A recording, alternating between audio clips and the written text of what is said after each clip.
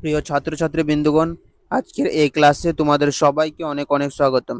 আমরা যে আপকামিং গ্রাম পঞ্চায়েত পরীক্ষাকে টার্গেট করে যে জিকে জিএস এর প্র্যাকটিস সেট শুরু করেছি, তার আজকে ক্লাস নাম্বার 5 5 এই ক্লাসের মধ্যে প্রতিদিনের মতো 25টি গুরুত্বপূর্ণ প্রশ্ন রাখা হয়েছে, যে প্রশ্নগুলি আপকামিং গ্রাম পঞ্চায়েত পরীক্ষার জন্য অনেক অনেক হেল্পফুল হবে। তাই ক্লাসটিকে মনোযোগ সহকারে করবে শুরু থেকে শেষ পর্যন্ত। ক্লাসটি শুরু করার আগে যারা এখনো পর্যন্ত চ্যানেলটিকে সাবস্ক্রাইব করে রাখুন, তারা সাবস্ক্রাইব করে রাখবে এবং প্রশ্নগুলোর উত্তর প্রথমে নিজে দেওয়ার চেষ্টা করবে এবং ক্লাসের শেষে সেগুলো কমেন্টের মধ্যে জানাবে কার কত স্কোর আসলো। আজকের ক্লাসটি আমরা শুরু করছি। আজকের ক্লাসে প্রথম প্রশ্ন হচ্ছে, ভারতের জাতীয় কংগ্রেসের প্রথম সভাপতি কে ছিলেন? সঠিক উত্তর কি হবে? সঠিক উত্তর হচ্ছে ভারতের জাতীয় কংগ্রেসের প্রথম সভাপতি ছিলেন উমেশচন্দ্র বন্দ্যোপাধ্যায়। উমেশচন্দ্র বন্দ্যোপাধ্যায় ছিলেন ভারতের জাতীয় কংগ্রেসের প্রথম সভাপতি।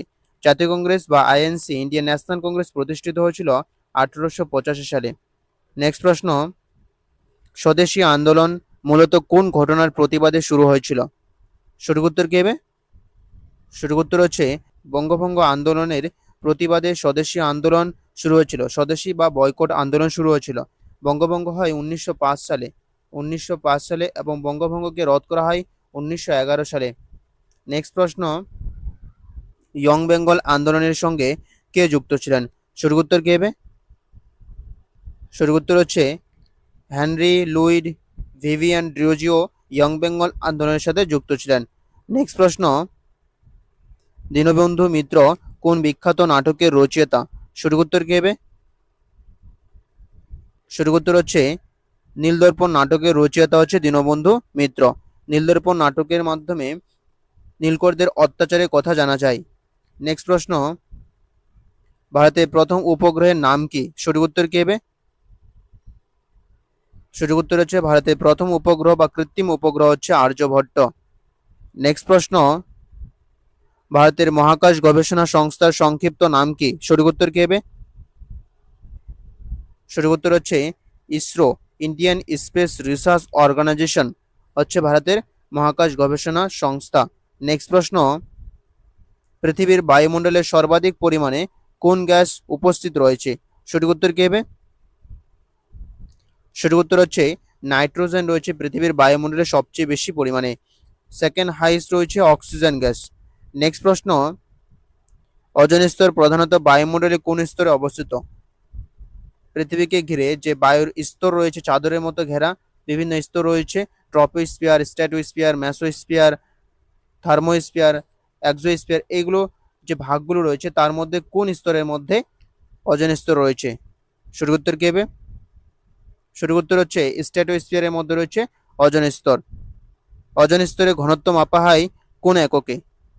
ডবসন ইউনিটে ওজোন স্তরের ঘনত্ব মাপা হয়।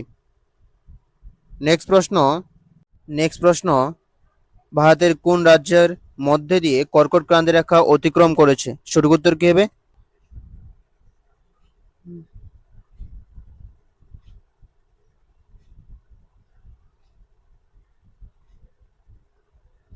ভারত রয়েছে, ভারতের মাঝ বরাবর দিয়েছে কর্কট ক্রান্তি রেখা।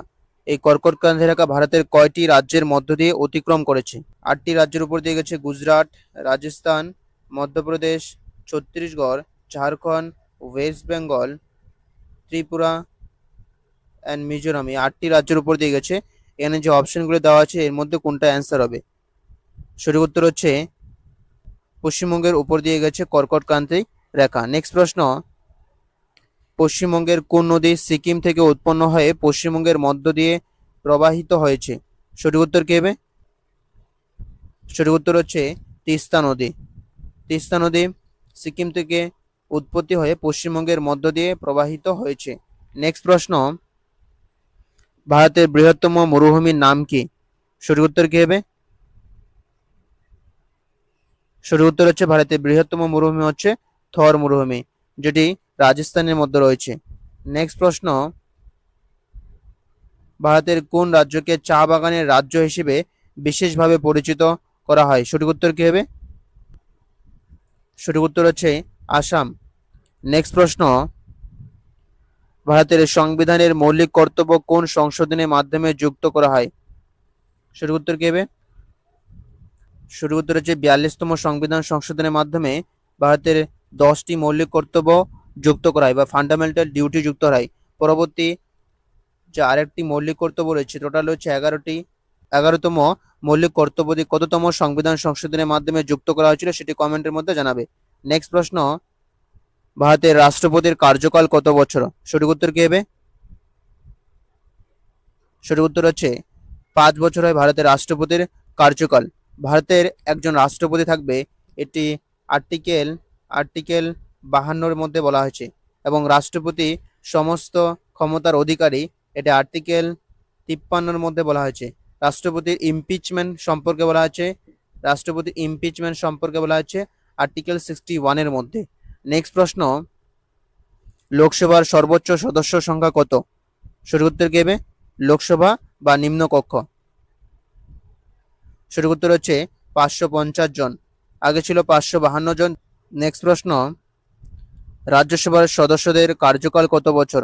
সঠিক উত্তর কি হবে? রাজ্যসভা বা উচ্চকক্ষ।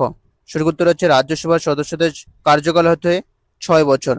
প্রতি 2 বছর অন্তর অন্তর 1/3 সদস্য ইস্তফা দিয়ে থাকে। নেক্সট প্রশ্ন, ভারতের সর্বোচ্চ অসামরিক সম্মান কোনটি? সঠিক উত্তর কি হবে?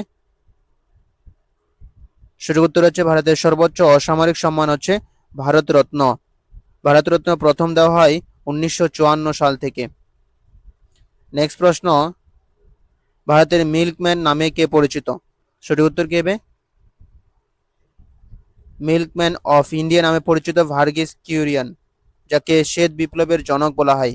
সবুজ বিপ্লবের জনক কাকে বলা হয় এটি কমেন্টের মধ্যে জানাবে। নেক্সট প্রশ্ন, মানবদেহে ইনসুলিন কোন অঙ্গ থেকে নিঃসৃত হয়? সঠিক উত্তর হচ্ছে অগ্নাশয় থেকে ইনসুলিন নিঃসৃত হয়।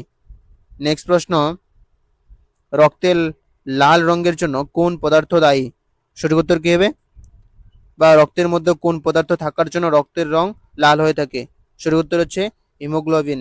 নেক্সট প্রশ্ন, শব্দের বেগ সবচেয়ে বেশি কোন মাধ্যমে? সঠিক উত্তর কি হবে?